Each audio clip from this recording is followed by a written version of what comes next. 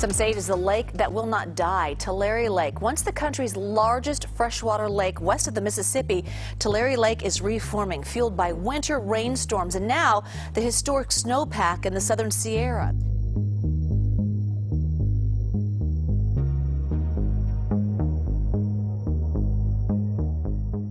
Tulare Lake, once barren for over a century due to human interference and environmental changes, witnessed a remarkable resurgence in 2023. However, the lake's revival came with a dark twist. Something terrifying and unexpected is emerging from its depths. What exactly is happening? Should we be concerned? This exploration delves into these mysteries. Plus, responding to viewer requests, we'll unravel the factors driving Tulare Lake's rapid restoration, its regional implications, and the uncertain future it faces. Stay tuned for answers to these compelling questions and more. Don't miss out. Tulare Lake's resurgence this year marked a significant turning point for the people of California. Previously known as a dormant lake with minimal water volume, Tulare Lake had defied expectations this year by Tulare Lake, once barren for over a century due to human interference and environmental changes, witnessed a remarkable resurgence in 2023. However, the lake's revival came with a dark twist.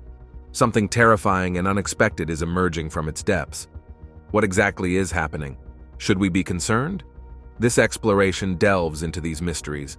Plus, responding to viewer requests, we'll unravel the factors driving Tulare Lake's rapid restoration, its regional implications, and the uncertain future it faces. Stay tuned for answers to these compelling questions and more. Don't miss out. Tulare Lake's resurgence this year marked a significant turning point for the people of California. Previously known as a dormant lake with minimal water volume, Tulare Lake had defied expectations this year by refilling its basin after decades of decline. This unexpected rise in the lake's water level brought much-needed relief to the communities of Allensworth, Orpau, and Corcoran, particularly for farmers who had borne the brunt of an enduring drought. Yet, this unexpected reemergence of Tulare Lake has introduced a new dimension of fear and apprehension for the region, as it has been accompanied by something profoundly devastating. To fully understand the magnitude of concern surrounding the reappearance of Tulare Lake, even after enduring a prolonged series of droughts, it's essential to delve into the historical context of Tulare Lake. Tulare Lake, renowned also by its indigenous name Laguna de Tash, stands as a testament to the dynamic history of the western United States. Nestled within California's expansive San Joaquin Valley, this majestic water body once held the distinction of being the largest freshwater lake in the entire western region of the country. In its prime, its sprawling expanse extended over approximately 690 square miles, 1,800 square kilometers, solidifying its place as one of the United States' largest lakes during that era. The lifelines of the Kings, Kaweah, and Tule rivers converged to nourish and sustain the immense volume of water that filled its depths. Its significance stretched beyond mere dimensions. The lake served as a vital aquatic hub, sustaining a rich tapestry of plant and animal species within the region's ecosystems. Its importance extended further back in history, as indigenous peoples such as the Yokuts and various Native American tribes called its shores home. For these communities, Tulare Lake was a wellspring of sustenance and resources supporting their way of life. Now, let's travel back in time to about 600,000 years ago.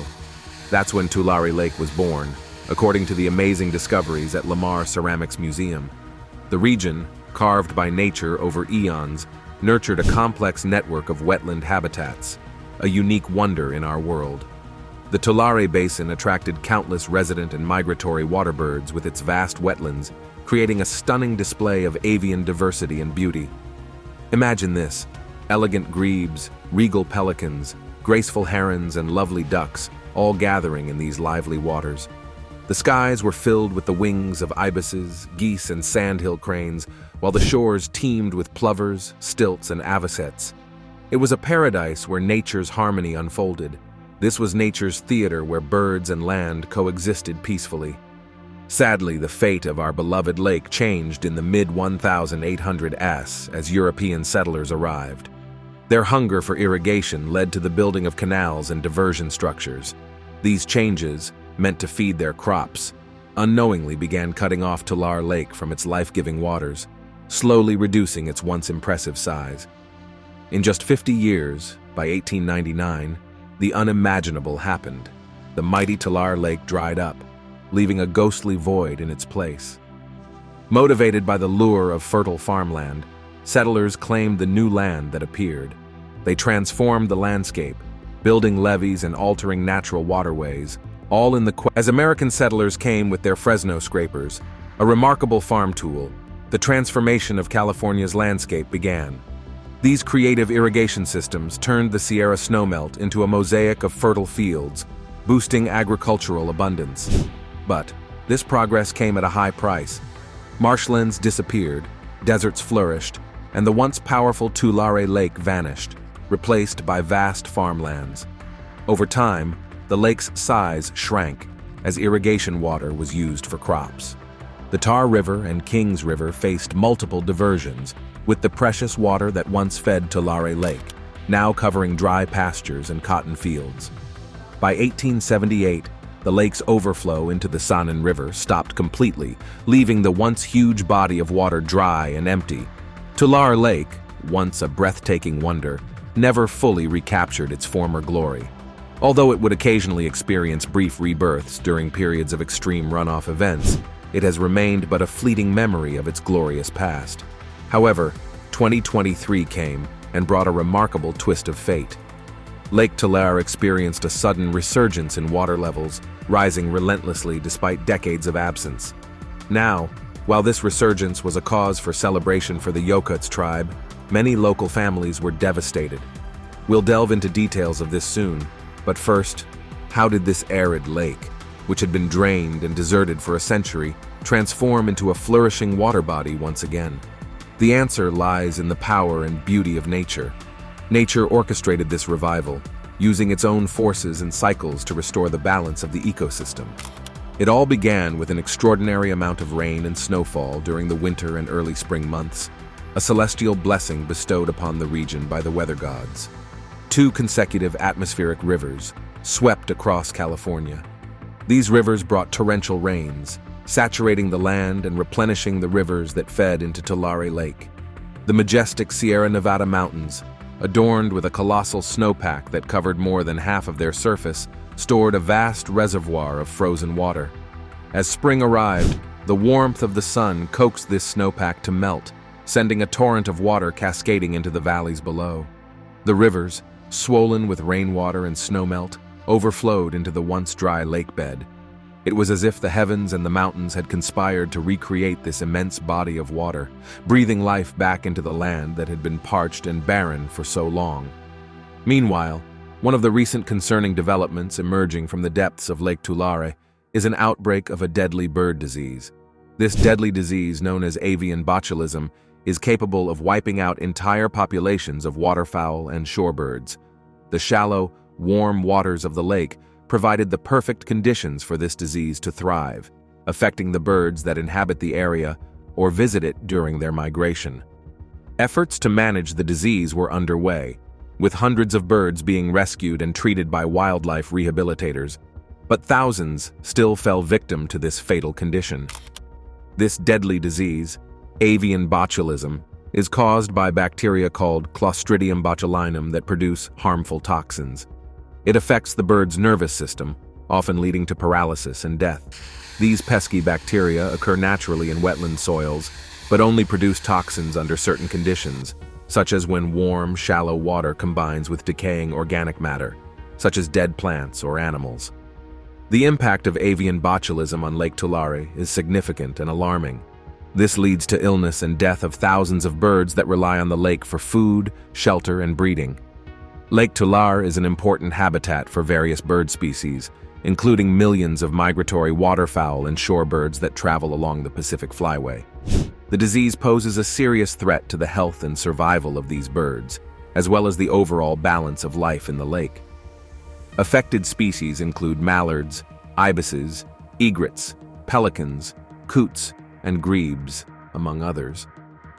California Department of Fish and Wildlife Representative Steve Gonzalez explains that avian botulism weakens a bird's muscles and neck, causing the bird's head to dangle underwater and eventually leading to drowning. Efforts to combat avian botulism at Lake Tulare required multiple agencies and organizations to collaborate and coordinate their actions. The department's daily monitoring was critical and helped save hundreds of birds by collecting them from the lake and transporting them to rehabilitation centers. Unfortunately, more than 2,500 bird deaths were recorded this year alone due to avian botulism. Looking ahead, up to 1 million birds will pass through the region in the coming months as part of their annual migration. The lake's revival brought challenges and opportunities for the conservation and management of this valuable ecosystem, leaving the community and policymakers to struggle with decisions about its future. Another pressing concern that has arisen due to Lake Tulare's unexpected reappearance is the impact it had on the local communities and agricultural activities in the region. The lake returned to life as a result of an exceptionally wet winter, with 2 consecutive atmospheric rivers impacting California in March 2023. However, these powerful storms brought torrential rains and snowmelt, causing significant flooding along the Sanwa River and breaches of the Los Angeles Aqueduct. The water levels rose in various rivers that flow into the Tulare Basin, including the Kings, Kaweah, Tule, and Kern rivers, which are the main tributaries of the lake. These overflowing rivers flooded vast areas of low-lying farmland, forming a shallow lake that covered thousands of acres. The lake's revival was captured by NASA's Landsat 8 and Aqua satellites, which took satellite images between March 2nd and April 1st, 2023, showing the remarkable transformation of the region. The return of Tulare Lake was a fascinating natural event that sparked interest and debate among scientists, farmers, environmentalists, and the public. However, it also came with significant challenges for the people and the environment of the region. Local communities, including Corcoran, Allensworth, and Alpa, found themselves surrounded by water, prompting evacuation alerts from the authorities. The lake also encroached on fertile farmlands that were previously used for crops like cotton, tomatoes, wheat, and almonds, and for dairy and poultry farming. These agricultural activities were severely disrupted by the lake's resurgence, as estimates from the Kings County Farm Bureau indicate that the lake engulfed approximately 990,000 acres of farmland, requiring the evacuation of livestock such as cows and chickens. These extensive flooding events resulted in substantial economic losses for the agricultural sector in the Tulare Lake Basin, which experienced losses totaling up to $140 million. The return of Tulare Lake demonstrates nature's ability to reclaim territories even after significant human transformations. It has shown the complex challenges faced by California in managing its water resources amid changing climate conditions. Now, this leads us to major concerns that have been expressed by viewers. What floodplain management strategies can be put in place to safeguard against potential flooding caused by Tulare Lake's resurgence? While there is no easy or quick solution, there are 3 major floodplain management strategies that can be used to protect people and property from potential flooding. These strategies involve planning and implementing measures that can prevent or minimize the impact of floods. One of the possible strategies is raising the roadways and levees around the lake. This can prevent water from spilling over and damaging crops, homes, and infrastructure. It can also provide a safe exit route for residents in case of emergency evacuation. This strategy could reduce the risk of flooding for the communities and farms around the lake. Another possible strategy is constructing portable barriers to control the flow of water and divert it to other areas where it is needed or can be stored. This can reduce the risk of avian botulism by lowering the water temperature and improving the water quality. Avian botulism is a deadly bird disease that thrives in warm and shallow waters. This strategy could protect the wildlife and the environment of the lake. A third possible strategy is restoring wetlands around the lake. Wetlands are natural areas that can absorb excess water and ease the pressure on levees and canals. They can also provide habitat for wildlife, carbon sequestration, and recreational opportunities. They can also enhance the ecosystem services and benefits of the lake, such as water purification, flood regulation, and climate moderation. This strategy could restore the natural functions and values of the lake. These are some of the possible floodplain management strategies that can be put in place to safeguard against potential flooding caused by Tulare Lake's resurgence.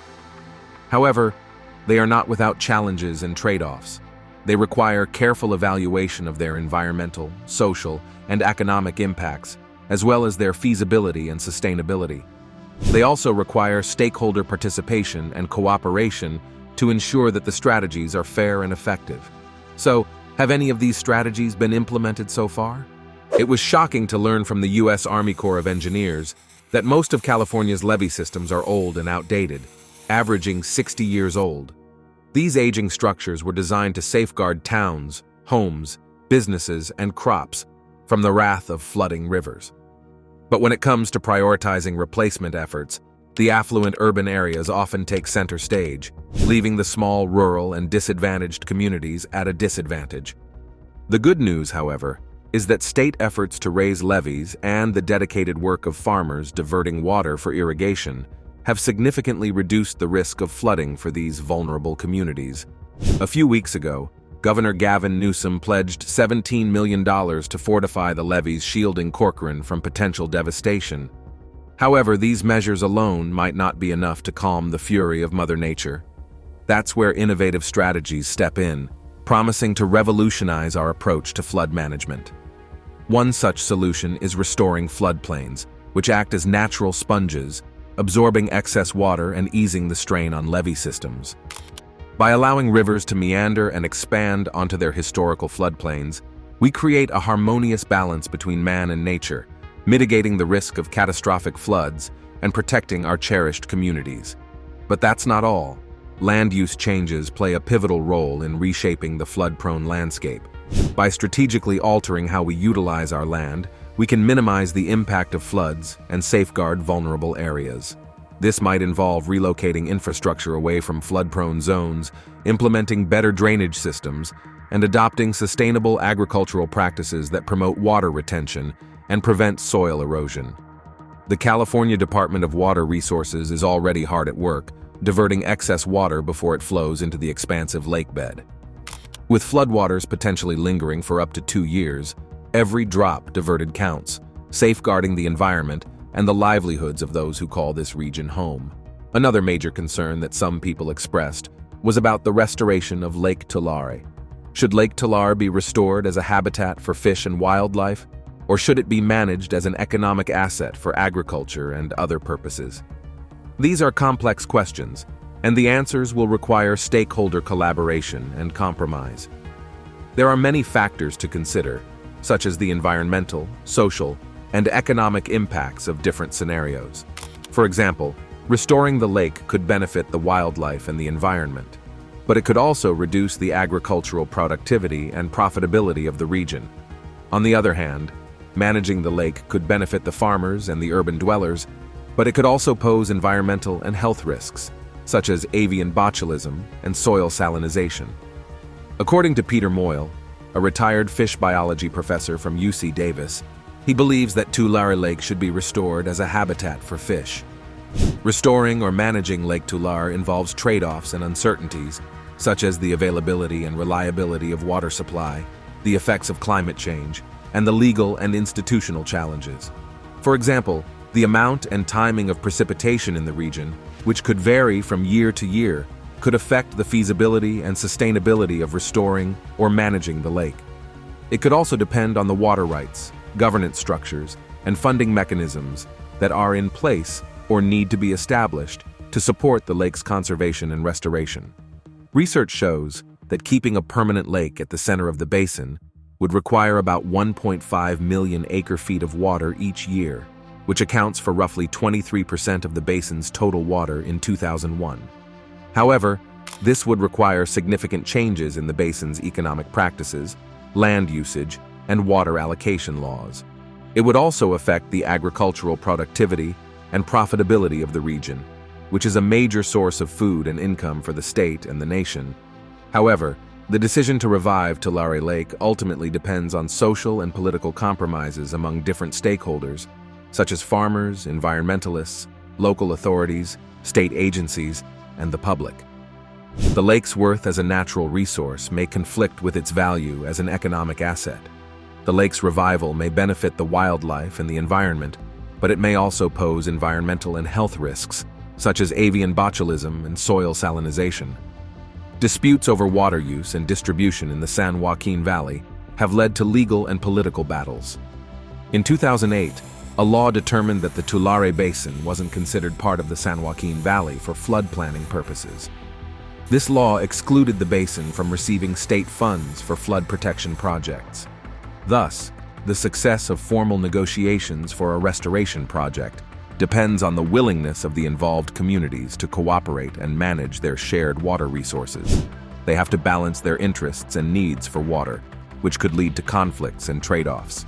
They also have to adapt to changing conditions by implementing proactive measures to protect communities from future floods, conserve water resources, improve water quality, restore wetlands, and enhance ecosystem services. Folks, thanks for tuning in to another episode of Beyond Discovery. For insightful videos, don't miss watching the next video that pops on your screen.